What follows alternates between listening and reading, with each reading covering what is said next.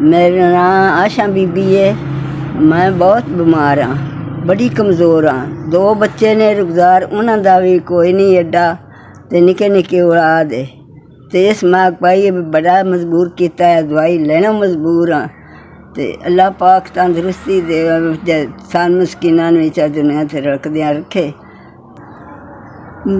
इतनी का मजबूरी है, दवाई लेने जोगा पैसा नहीं को। कदी मजबूरी कोई बीमारी लग जाती, जिगर जरकान हो जाता है, जिगर खून सटिया है, बहुत सख्त बीमारी आँदी है। तुहाडा भला वे जिन्हें ये 5000 रुपया दिता है, साडी ते दिली दुआ है।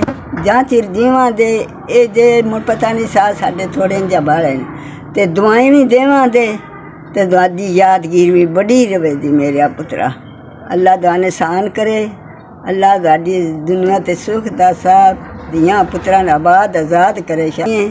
जे कोई जुत्ती कपड़ा ले लिया तावी दवाई ले ली, दवाई लेनी नहीं, दवाई लियावां दे, दवाइयाँ देवां, दुआ भी देवां दे, आप दवाई लेनी है।